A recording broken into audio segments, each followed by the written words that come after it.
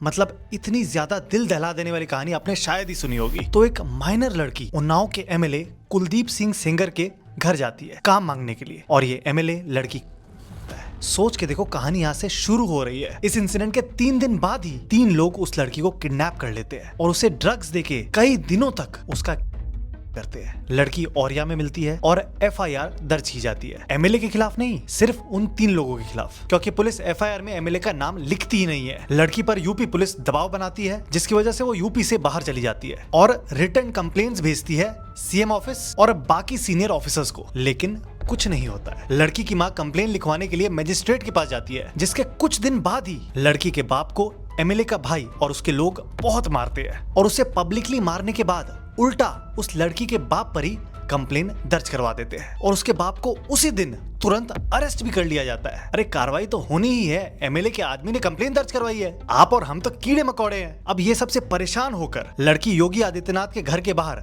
खुद को आग लगाने की कोशिश करती है। लड़की तो बच जाती है, लेकिन उसके अगले दिन क्या होता है पता है? लड़की के बाप को पुलिस कस्टडी में मार दिया जाता है। सोच के देखो, बेटी के साथ हुआ और उसके खिलाफ विरोध करने पर मार दिया गया। और इतना सब कुछ हो जाने के बाद भी एमएलए को अरेस्ट नहीं किया जाता है, एमएलए के भाई को अरेस्ट किया जाता है। एसआईटी बनती है और केस सीबीआई को दिया जाता है और फाइनली एमएलए के खिलाफ केस रजिस्टर होता है और उसे सीबीआई की कस्टडी में लिया जाता है। अब एक और हैरानी वाली बात बताता हूँ। लड़की के बाप के कस्टोडियल डेथ वाले केस में जो मेन गवाह होता है वो भी सडनली सस्पिशियस कंडीशंस में मरा हुआ मिलता है। और इसी सब के बीच उन्नाव से ही बीजेपी के एमपी इस एमएलए से जेल में मिलने आते हैं और थैंक यू बोलते हैं। और अभी तो रुको, इस काले कानून का जलवा अभी बाकी है। लड़की के अंकल को अचानक 10 साल की सजा सुना दी जाती है, वो भी 20 साल पुराने एक केस में जो इस एमएलए ने ही दर्ज करवाया था। और इसके बाद जो होता है, ये लड़की, उसका लॉयर और 2 आंट्स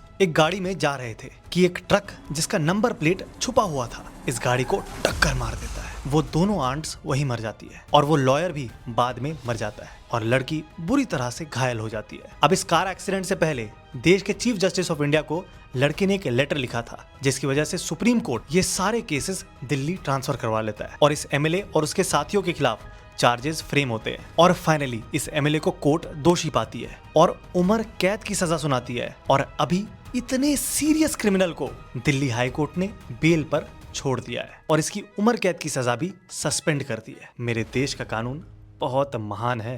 लेकिन पुलिस उनके पीड़िता और उनके साथ वालों को उठा ले गई इंडिया गेट से।